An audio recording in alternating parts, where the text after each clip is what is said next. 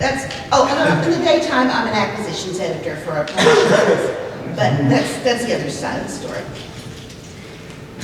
Yeah, I also have I do cosplay, and I used to work a bit I have a degree in film that I don't use, and I worked for a bit in the yarn and textile industry. So I really nerd out about especially textile materials.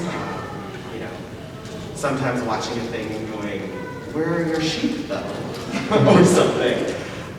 So I kind of figured today we can be a little casual. It's an early panel. So I think maybe let's talk a little bit about kind of the history of the idea of like looking to the future and imagining what people will be wearing, and I'm thinking maybe go from there into what holds up, what comes up. What do you think about when you see something and you know, whether you're watching an older, like say, original series Star Trek and what they thought, you know, the retrofuturism thing, what they thought the future would look like versus what are we imagining right now for what the future might look like, what our technologies will be, what the fashions will be. So from there, let's take it away. Sure. In my reviewing, I found that like a lot of people were right, but not in the overarching way that we assumed that we're going to be correct. Like I was just recently watching a video about what the Danes in 1970 thought was going to be worn today, which was like a lot of latex, a lot of like clothes that were going to be able to like, oh, you can take this part off now, it's shorts, you can do this, you can do that. It's so versatile and everything's going to be versatile in the future. And I'm like, yes, people do wear that, but in very niche groups. Like, you're not wrong. You're just not right the way I think that you think you're going to be correct.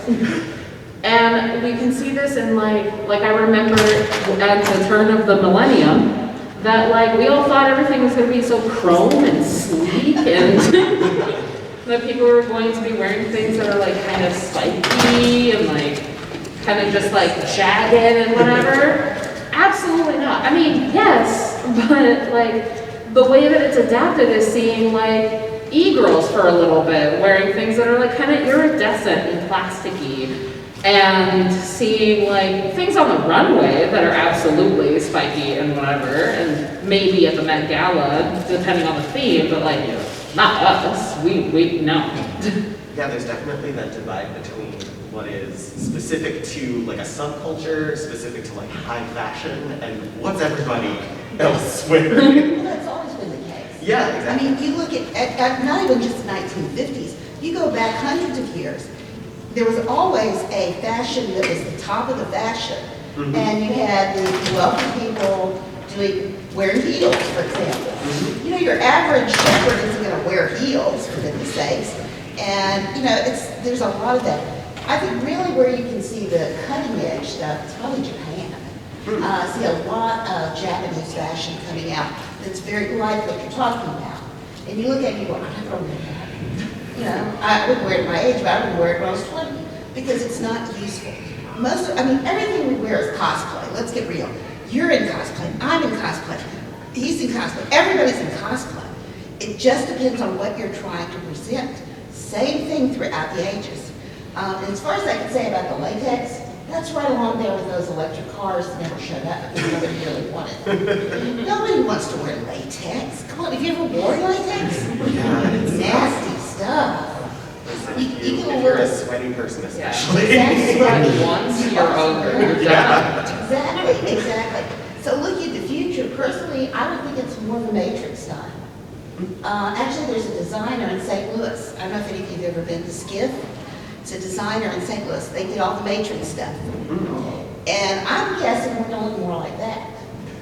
Because you think about how we are moving into more of a scarcity situation. I don't see us being more of the Hunger Games, you know, with the big everything, right? Nobody's going to have the money to do that. Yeah. I do think that's an interesting. The Hunger Games, I think, is a really interesting example of the vision, like a more contemporary vision of the future. future because they bake technology into it Mhm.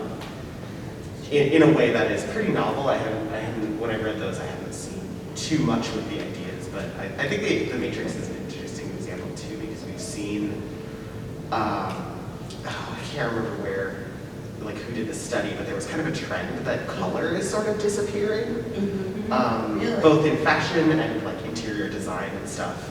I mean, you'll see jokes if you ever watch like HGTV of like they take a beautiful old house and then paint everything beige and it makes my blood boil. Right. But there is kind of an interesting thing of like, what is color, like are things going to trend more ostentatious, are they going to trend Yeah, more I think, conservative? I think the rebellion that we're going to see is the rebellion of color. Like, from what I have studied, that when we're in times of like recession, depressions, and like global strife, that fashion trends towards, let's go back to grays, blands, and like muted palettes. And in interior and in clothing, I've been seeing a lot of people just either repurposing old stuff, which is like taking all of their stuff, sewing it together, making it grunge, making it last forever, or like this very, what do they call it? The thing of like, you're decorating your house to get maximum dopamine. Like maximalism? Yeah, but specifically like, this makes me happy, this is very colorful, I need my home to be as colorful as humanly possible, because everything outside is bumming me out. And I feel like we're gonna be like that with our clothes, that everything around us is gonna be dreary, gray, the sky's gonna be green for some reason. But like, we're wearing pinks and yellows and big bright colors because it's like, I gotta have dopamine somewhere. Yeah, that makes sense. I think that's gonna be. Good point. I love it. Yeah, you're absolutely right. Yeah, no, clothing is interesting because, okay, I'm the old lady here, so I can say all this. In my lifetime, I have seen, you guys can laugh, but no ageism. In my lifetime, I've seen the fashions change drastically. I mean, when I was younger, we wore mini skirts up to our hoo-has, and we wore a lot of things that you guys are now wearing. Because they've fashioned back in, and that happens throughout the ages. Oh, yeah. If you look at even hundreds of years ago, they did the same thing. There were fashions. There was a fashion for them to go back into Greek clothing during the middle of actually later on. So you've got all of that going on, and that's what we're going to keep doing because humans don't like to wear the same things. I mean, think about it. Do you want to get up every morning and wear the same thing, even if it's really pretty? Or handsome, or whatever it is you like, it's still you're gonna want to change. So I agree with you on the color. I don't think we'll go really, really beige though, because people like exactly what you said. Because people like color, they want color. We have to have color. We have to. In the way that like I'll walk past like a Nordstrom or whatever, and all of their window displays are beige, Yeah. and I'm like, who's like, ooh, exciting, like who looks at that and is like, yay, sepia, like I don't get it. You're right. Very, It's like getting bored with the it's need much for more traffic. function without the joy. Yeah. A question? Quick question going on what you're saying about things getting blended with recessions. And I'm kind of wondering, do we, in high fashion, do we look for designers and their futures that fit like our expectations of what the fashion of the future is? Or is it that designers are looking to the future? I'm thinking about Balenciaga. He had that, I think 2 years ago, the same one, the fashion show in Paris with Kanye. And it was like this militaristic, like, wow, you did a whole fashion show that is a dystopian future. And it's like, okay, are we paying attention to that because we're looking for dystopias? Or is it like fashion designers are like, oh, people want dystopias, let's sell. I think, I'm sorry, go ahead, Charlene. I apologize. no, you're good. I think it depends a lot on the designer. I didn't watch Balenciaga because I hate Balenciaga, but I did watch one runway from the past year where this person was making an active commentary on fast fashion by having all of their things break on the runway.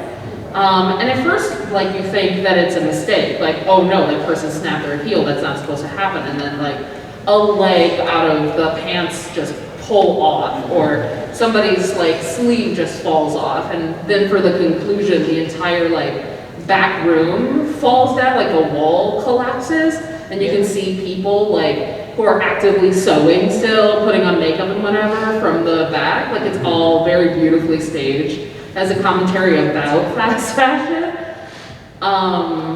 And yeah, I think like depending on the designer, they have like a really keen eye for both like what has been happening, the dangers of what will happen. And I think like, unfortunately, some of the stuff that Balenciaga makes, like the incredibly distressed shoes, are speaking a lot to like the world around us and how, to a certain degree, that the rich will appropriate poorness. I've seen that a lot, especially from Balenciaga. I find it really funny to see that still happening when that is literally a joke in Zoolander. Like the Tara Weeks thing. People did that throughout all ages. Oh, yeah. There's always been this unwealthy enough to look poor. And which, to me, I think you're talking really, they're really two different kinds of fashion. Because the high fashion is a totally different thing than real people, you know. Let's get real. Do you really want shoes that are gonna break as you're walking down the street? I mean, come on. I mean, that's, where are they going in the future with real clothing? I mean, designers, of course, as a larger woman, I've never looked at designers, because designers don't look at larger women or people who have different sizes. If you're too tall, or, well, it's probably too tall for fashion, you guys can tell me that, because I never had that problem. But, you know, as you're going through life, a lot of the fashions just don't work for you. For example, right now we're back to the long skirts thing. You know, oh yeah, that's the big thing. If you look in, I tend to watch where the catalogs are going, because they're like a generation or two after the fashion designers, but they're the ones that are designed for real people. We're into long skirts now. What does that tell us about our culture? And, you know, I suspect it's more Handmaid's Tale than anything else. But it doesn't work for most women. Most women can't wear long skirts. You know, it's just, we won't go into all that. If anybody needs to understand why you can't, I'll tell you, but it doesn't work. So that's what I said. I think it's considering whether you're going back to the real people and what they're going to wear, or fashion. Yeah, I mean, I think there's also the aesthetic versus the functional. So like a thing that I have noticed when I've shopped for clothes in the past couple of years is the rise of like the jogger chino.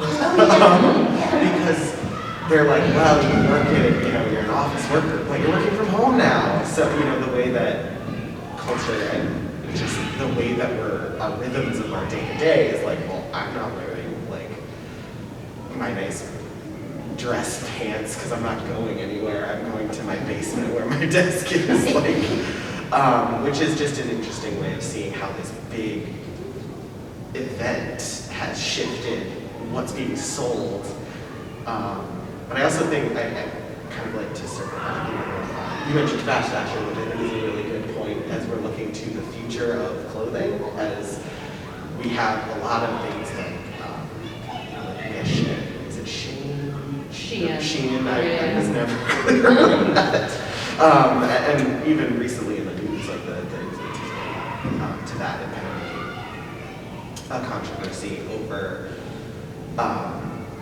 Because it's very easy to spend very little for something. I mean, I'm looking for last minute costume pieces. I've been guilty of like, oh, I really need, you know, a shirt this color really quick, and you can, but at what cost?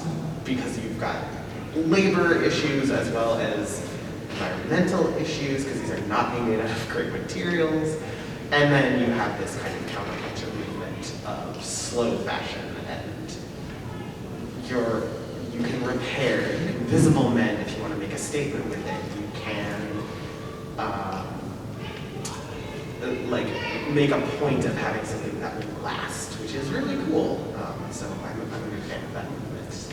And think we're going to see more kind of back and forth with that as we go forward. Oh yeah, absolutely.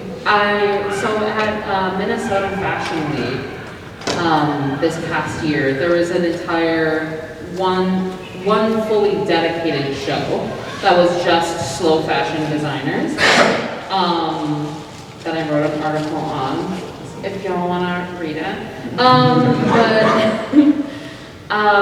But these two, Rose and Bull, put together they put together a vintage fashion show. So it was a bunch of people who came together who were all consignment and vintage shop owners and had them dress all of those things together. And then we had another fashion show that was literally just designers who designed their own, who used dead stock fabrics, who design their own fabrics, who make their own textiles from complete scratch, and like you know that each piece is unique, each piece is completely different, and then they have a wide range of actual sizes, and they had a wide range of models going down the runway. So it was like, at least locally, you can know that you can meet the person who made your clothes, and they have like an entire movement where like where it's like hashtag who made your clothes, where you can like sign a petition to like be able to try to push forward transparency in as to who makes our clothes, and to like get connected with local like seamstresses and tailors that do make clothes that are reasonably affordable. That's marvelous. Yeah, It that's really great. is. I love that. Where is the article published? It is on Minnesota Fashion Week, MNFW, fashionweekmn.com/blog. There's like 3 of them written by me. One of them is like a sponsored one for like Polestar, but one of them's, the titles are Reuse, Recycle, and Rewind, the New Millennium with Rose and Bull. And the other one is Sustainable Style, a Fashion Revolution at Into the Studio.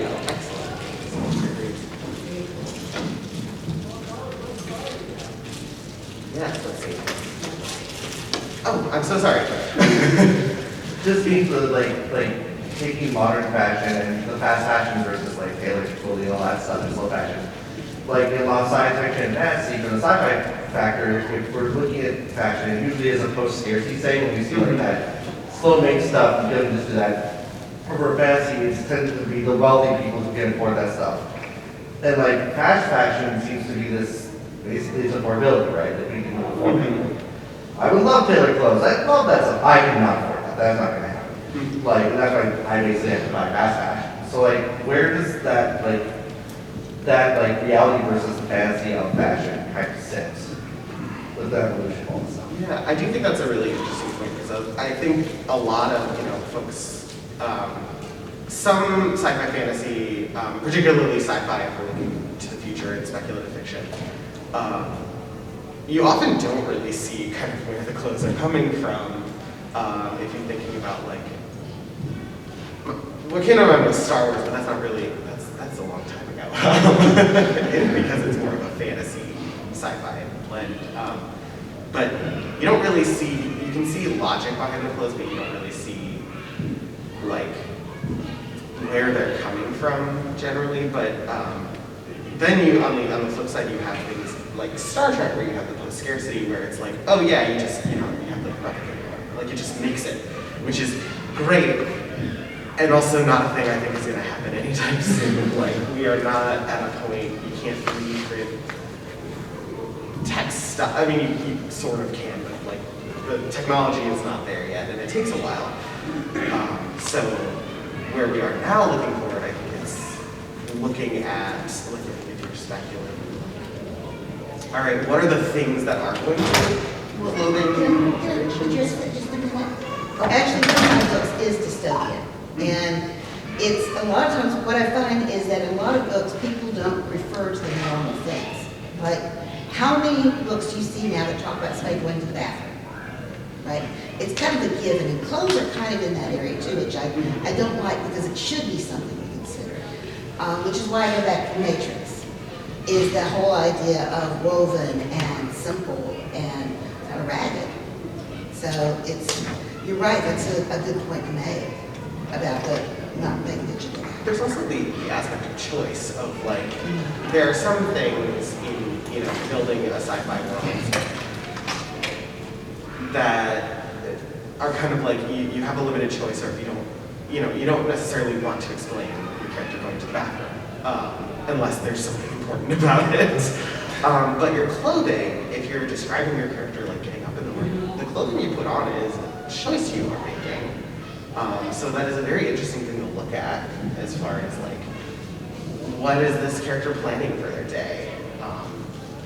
Are they looking through their closet going, this is my favorite piece, I'm going to put it on today? Are they going, I'm going to work in the unobtainium mine or whatever, like, I'm going to put on this jumpsuit. Like, what decisions are they making day to day? Not just purchasing clothes or making something, but what do I have? And I think to pull out of the fantasy and make your question more practical, I think that getting regular clothes tailored is a lot more accessible than I think a lot of people know. And like you can take things that you like buy at Target or whatever that are oversized and take them to like Men's Warehouse and get them tailored to actually fit you in a way that is flattering and that actually works. I think a lot of people conflate the pricing and the words of tailored and bespoke. Bespoke is where the money's at. That's the thing where you're building a whole thing from scratch and it is fitted perfectly. And tailoring things just means you're taking things in, taking things out just a little bit, tiny little tweaks.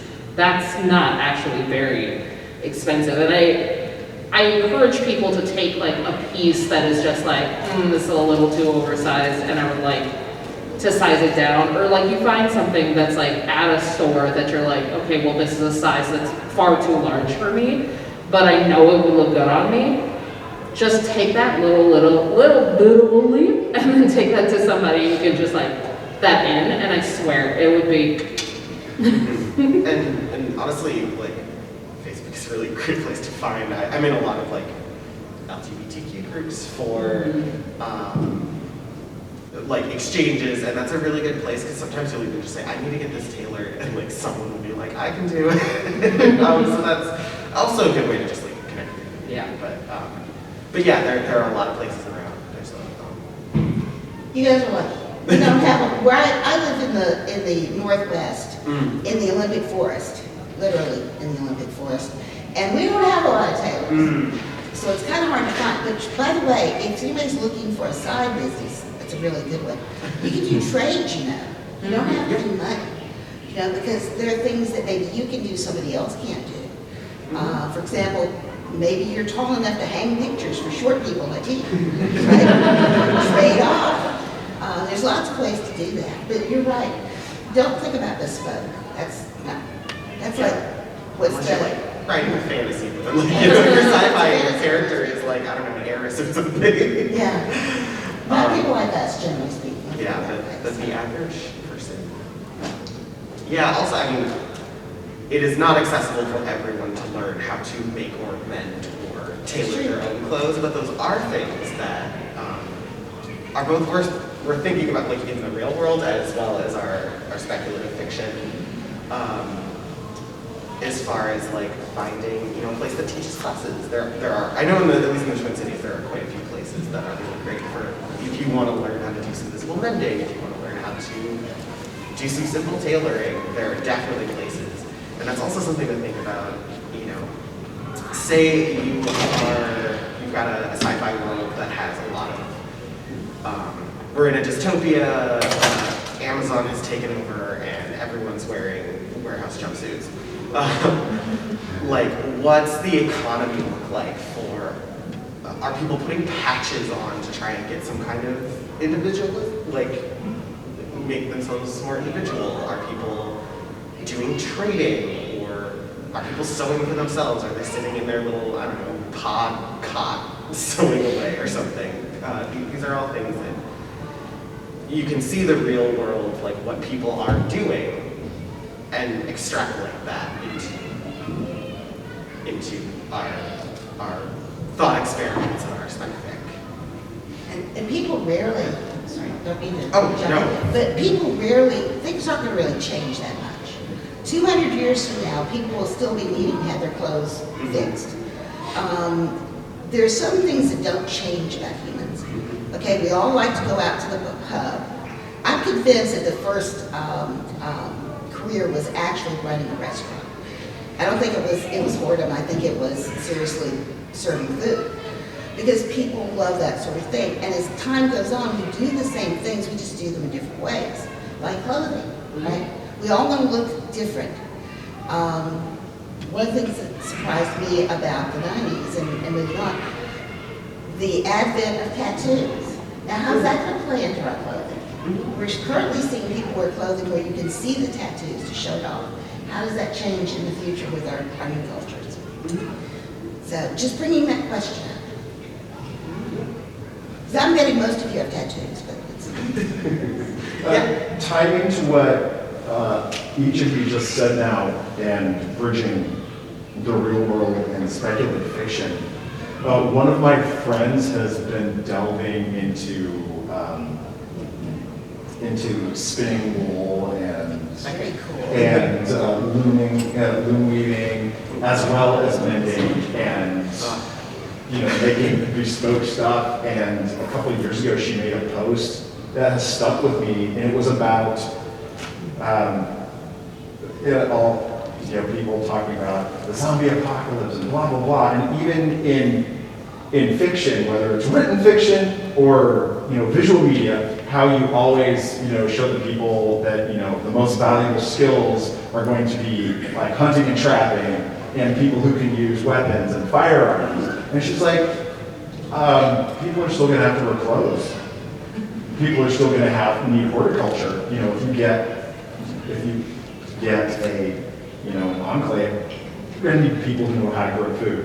But her main focus was clothing. And that's something that isn't thought about in speculative fiction or even in the real world.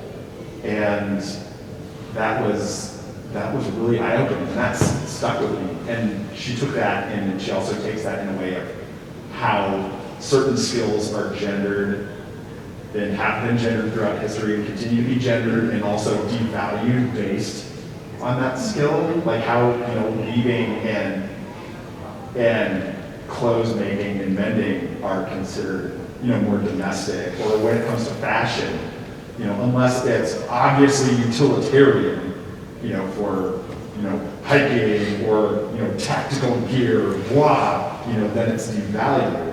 Or whereas the fashion is just it's just frivolous. Do you have any what thoughts do any of you have on that, or that inspires, or you would like to add You to? guys would like to go. I've got thoughts, but I'm trying not to jump in. The sort of gendered thing is a very interesting point in that you kind of see it when you think about like fashion designers. A lot of them are cis men and that are at like the top. But then if you're thinking about historically, like people like some women's work, which like not really, but the assumptions people have about it. But then even now, like you might have somebody at the top who is a man, and then like women in sweatshops are a lot of like what we see. So that's definitely a consideration, and it's just making me think of like the jokes that I've had with my roommates about like what our jobs on the commune would be. Because I'm the crafty person, so I'm like, yeah, I'll be knitting so everybody's warm while my roommate does emotional labor. Because that's what their deal is. Yeah, I don't know, my brain's on a tangent now, because I'm thinking about how even the gendered feminine of jobs, that the best of them, the best are men. That like the the world of like hospitality that the best are doctors, and we don't care about nurses as much, or like the best of cooking is not women, but like, oh my, Gordon Ramsay is the best. And God, well, I gotta decouple from that thought to get back to the fashion thought. I think you look back in the past, though, men have been in fashion. Oh, for sure. I mean, look at Louis XIV, okay? Who was it that led into high heels, bless him? There's a lot, it just depends on what we expect of males. And that changes. I mean, there's a tribe in Africa, I forget the name, and beautiful people, and the men dress up and wear lots of makeup when they're doing mating. Oh, I've seen that. Is that them? The Wodale. Yes. They've got the lipstick and everything else. And so it's just a matter of the culture. A lot of times it really has nothing to do with the genitalia. It just has to do with what the culture has been doing on and on and on. It's like polygamy is accepted in Nepal because they don't have enough money to have big families. So one woman goes around in with I hope I'm not upsetting anybody here. I apologize if I am. But so it's a lot of it's culture. And so I think when guys want to do that, God bless them, do it. Do fashion, do whatever you want because that's what you're going to be best at. But I want to go back to your point about what we do after the fall. I've got a series for, I don't know if you read it, Steve Sterling's So Dies the Fire. Long series. It's set after, for some reason, electricity stops. And all of a sudden, everything goes back to ground zero. Great series. He talks about these kinds of things, about clothing and the basics of life. So a lot of that's out there. And I think it should be talked about. I agree with you, it should be talked about more. And as for weaving, that's legal. Yeah. Well, and now that you were talking about that, there's another series of books written a while ago by Kate Elliott about a roving human population called the giraffe. If anybody's read that, and some of the most telling scenes. So this is a very a mobile society on another planet. They are in no way aware of. It's a future society. They are no way aware of the technology and the future outside. They were brought to this planet a long time ago. But they have developed a society where the women kind of make the governance decisions. The men are still warriors. But there are a couple of memorable scenes where the main male character, the male warriors dress in red and black. They have red shirts. And he's sitting in his tent embroidering his shirt. So they do the decoration and the embroidery on their shirt. And they're a very egalitarian, it's a really interesting society because she develops it in a way that it actually works. And it's really kind of interesting. But that was really, it's like, yeah, he's sitting in his tent doing the embroidery and doing the makeup, on his own clothing. So that's really was kind of cool. So Yeah, that's a cool touch in a way that you can kind of do the balance of like form versus function, because like function is gonna be there and a thing to think about, but like people want pretty clothes, like they want to feel comfortable and they want to look good, and so that's really where a lot of the like fashion comes in. Even if you're not somebody who like thinks about fashion, you're still making decisions about what you're going to wear, and your culture is going to inform that. So what does your culture value as far as like beauty standards? What do you personally like? Is it a culture that has some kind of, maybe there is some kind of ritual thing of like, if it's a like warrior society, how many kills have you had or something? And like, how are you going to indicate that? There's a lot of series, there's a lot of media that has like, you're going to put like stripes or something for like your kill count or something like that. And like, how are you going to, I see your hand. How are you going to make the call of like form versus function? what do the, kind of what is recognized, what is understood about what you're writing. Yeah. Just to like add on to that,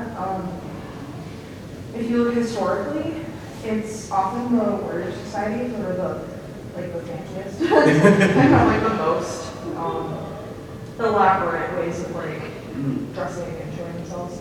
I'm Ojibwe, and like that's what we did, like, and it's what we still do. But like counting coup and like accomplishments, all of that can be very easily reflected in like the regalia, your finery, all of that. Yeah. That's a great point too, as far as, your day-to-day versus like, what's your ceremonial dress in the culture that you are talking about?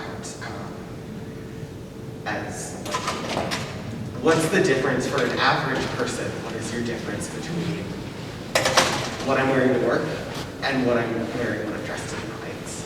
Because I think are really interesting.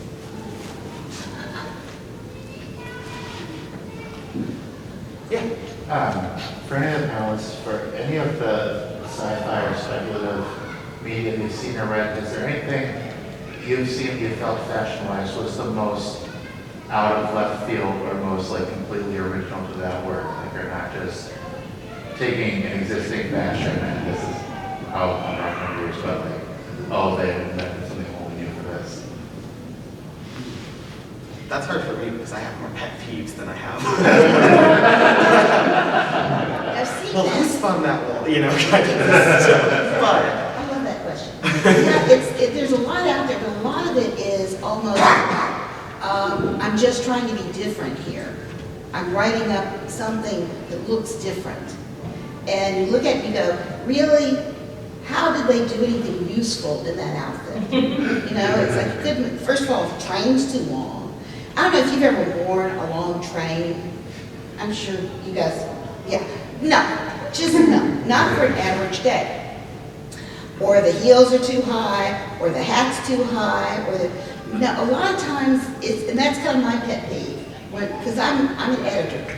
And when I read these things where people are making these things up, it's obvious they're just making it up to make it up.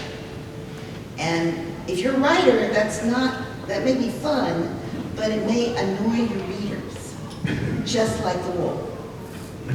I think there's also the, what is the character doing? So Yeah, if somebody is wearing a long train, well, if they're not, jumping on a horse or something, it might be appropriate, but it is the consideration. Probably not a servant girl. Let's put it that way. Yeah, it's the consideration of what are they doing, and if it is an inappropriate costume for what they're doing, write that in, right? And, they had to rip their skirt, they had to ditch their shoes. I actually don't really exist in the observing of speculative fiction in that way. So I don't really have much practical to say about it. I have been watching the things that we are making now that I don't really understand where they're seeing the practicality. I don't think that a lot of people are designing on the runway for practicality, but there's a lot more that's happening in using small robotics to make clothes move while you're wearing them in very specific ways.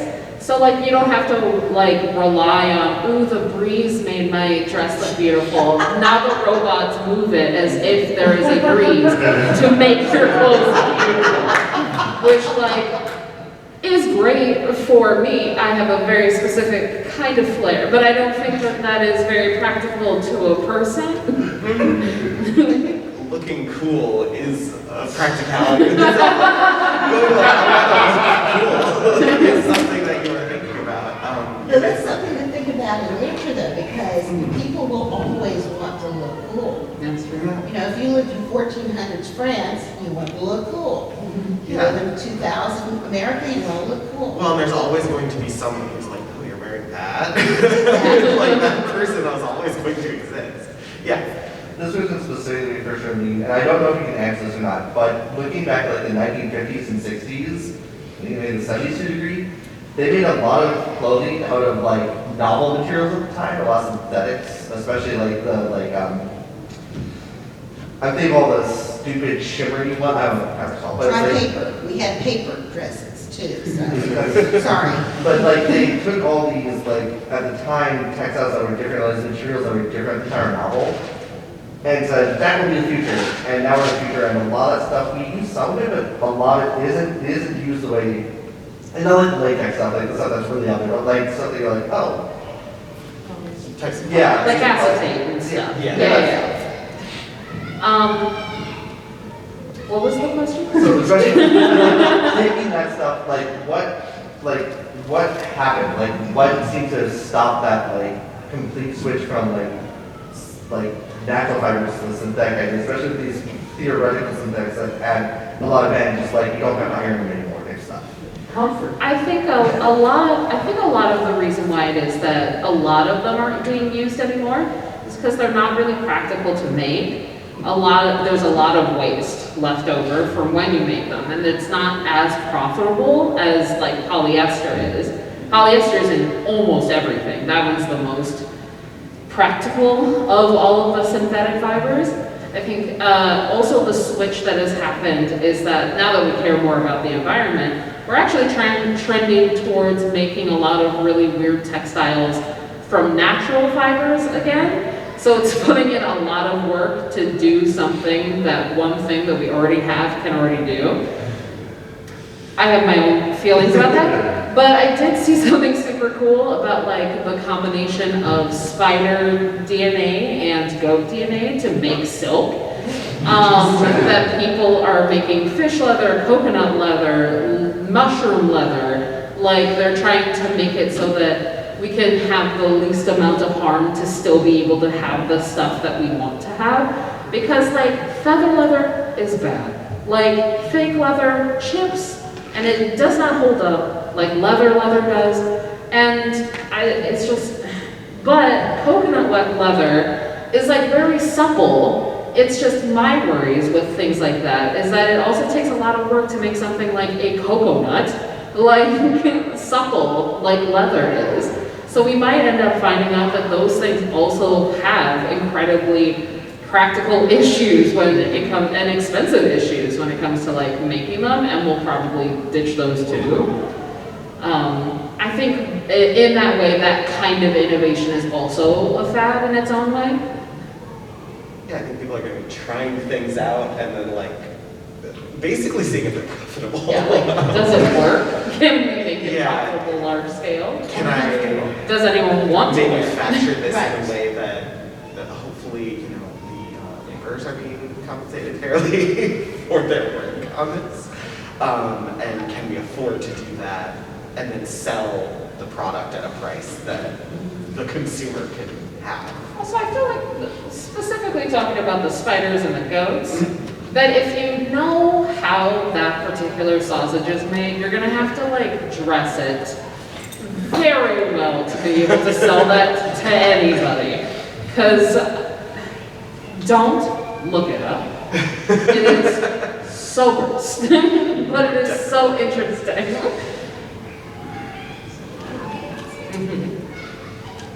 A lot of those fabrics are really uncomfortable. Trust me, I wore them. Okay, I'm not kidding about it. We had paper dresses, guys. Yeah, I mean, if you Check it out. ever, sorry. Yeah, if you ever go to a vintage shop or something, and you're checking out like a lot of the stuff from the 70s, you'll like touch the fabric and be like, Yeah. or, you know, I'm a knitter and I'm a yarn snob. There's nothing wrong with it, but also it's plastic. You should know what it is.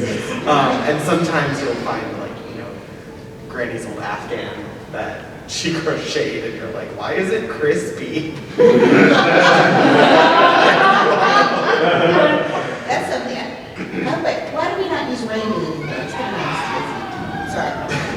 I'm asking the fabric people, sorry. Yeah. Because I'm looking at my notes what we said, but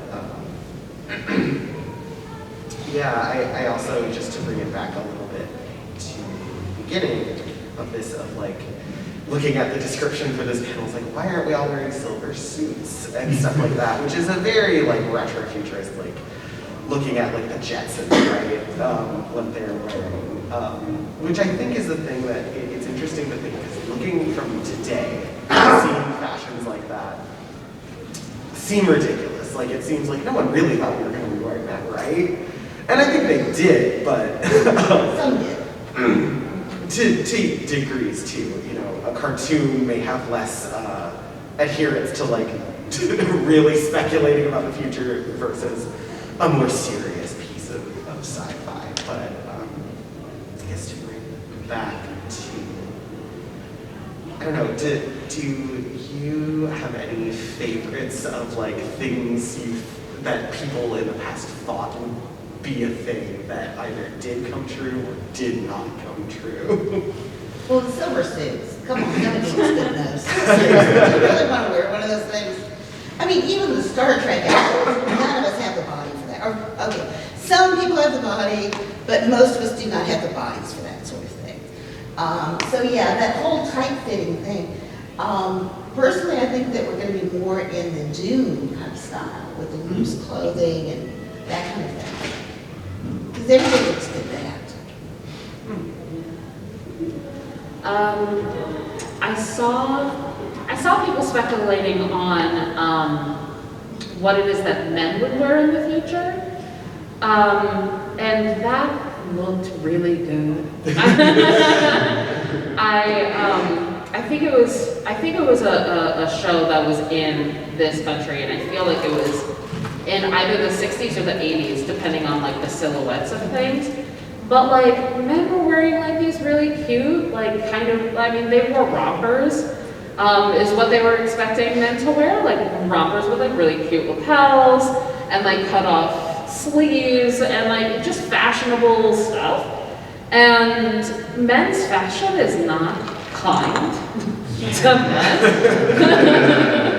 Like, they're not very colorful, they're not very fashionable, they're not very, like, and it's not reflective of men, because I know a lot of men that want to dress well, but it's like, it's so expensive to find something that is like very nice, very fitting, very colorful, that expresses who y'all are, and it's like not as accessible, and it makes me so sad.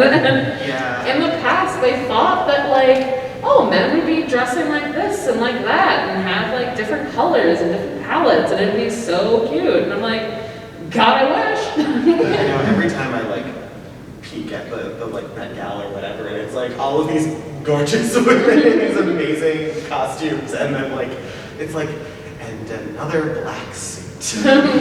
Come on. And it's still just plain, like it's a show if a guy is able to show up in like a crushed velvet suit or something that's at least a different like textile but a suit. And I feel like in the past we had more optimism about men's fashion. Yeah, the cut of suits has really not changed that much. Well, that goes back to the sociology of it.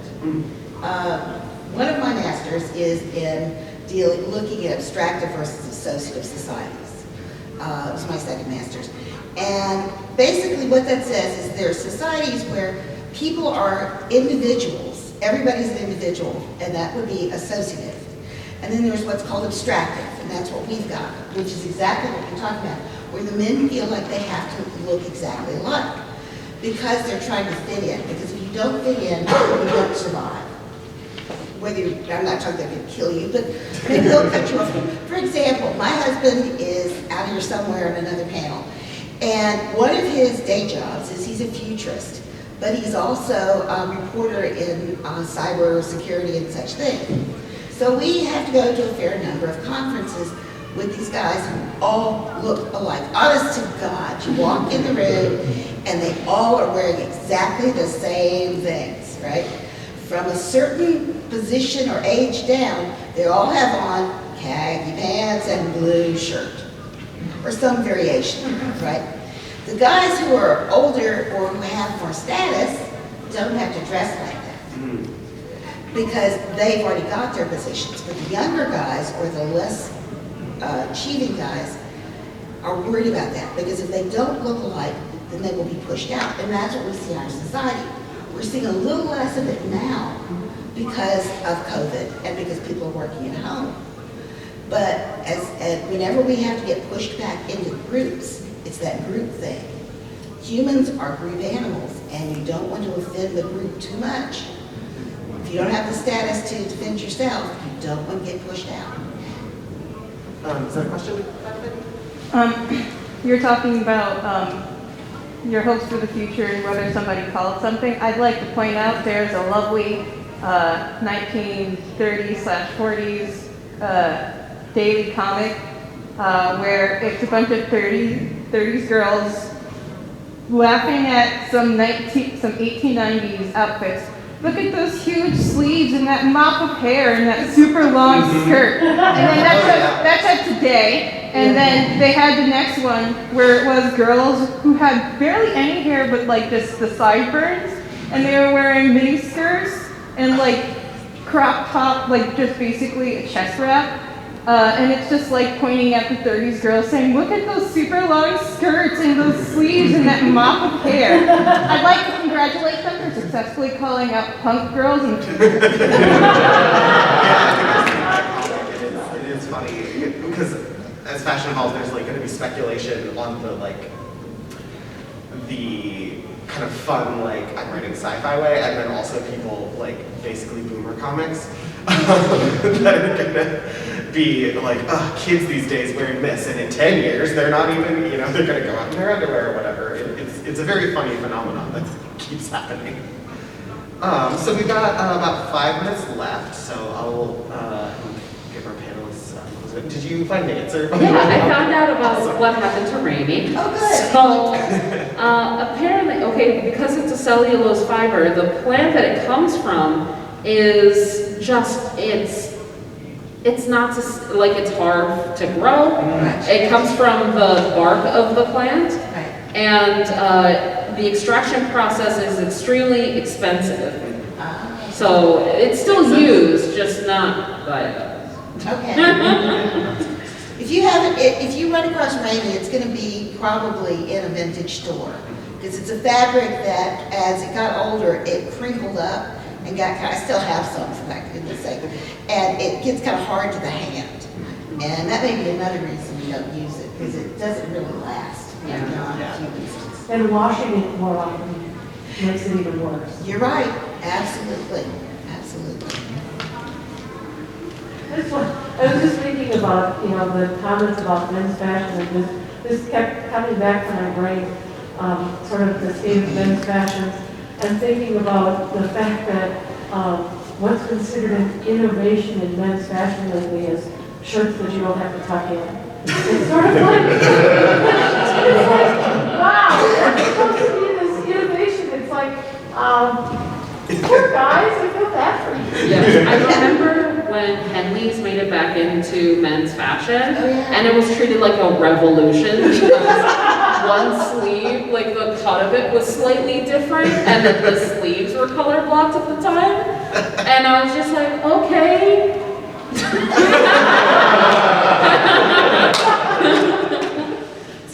No, you're right. It's really sorry. It's sad that we make men do this, seriously. Yeah. Because I agree with you. I mean, my husband's husband, he likes to wear, I buy him Hawaiian shirts for color. Because, Hawaiian, yeah, exactly. Well, in men's stuff, you can't find anything else. I do think there is a promising trend of gender neutrality that is on the rise, which is very nice. You have a lot more option. Like for me as a masc non-binary person, really nice to be able to find stuff that fits, that is like riding the line on gender stuff without, like causing discrimination or something. So that is something that probably could go on for pretty long. But since we only have a few minutes left, I'll say if you've got closing thoughts and any, whatever time left, whatever final questions you might have. Sure. I think my final thoughts are, I hope that the future is super punk. I think it would be incredibly practical and very cool to see people like having strips of stuff sewn into their clothes from other clothes that they really loved and they didn't want to give away. I think that would be super sick. And the places where you can catch me next. Are we at that part? Yeah. The places where you can catch me next is going to be in a half hour after this ends at Clothes Make the Being. And then at 3:30 with How to Be an Ally. And then at 5, I'm hosting a BIPOC mixer in Space Lounge on the 4th floor. And then at 8:30, I'm going to be on the panel of Did They Actually Like Kids? And then at 10, I'm going to be on Retro Horror Retrospective. So you can see me all day if you want. Go girl. I think you are what we call an iron panelist. Yeah. Good for you. Great. Okay, well, I'm around. Like I said, I'm here actually as an acquisitions editor, other than being on panels about clothes, which that was just sort of bypass. I have no idea how that happened. But my books are at Amazon. I have nothing about clothes in Amazon because my books are more about interviews with great science fiction writers and dystopia and paranormal and things like that. But all that's there. And if you want to talk to me about publishing, come up and talk. Yeah, I will also be at the Clothes Make the Being panel in half an hour, and then let's see. Today is a busy day for me as well. I'm going to be at the Our Flag and Stuff panel, and then another one in the afternoon that I need to check the name of. And I'm hosting the Our Flag and Stuff meetup at 4:30. So you will see me around in a very sleepy costume. Yeah, we've got 1 minute, so if you have any final questions or thoughts. Thank you so much for being here. Great talking.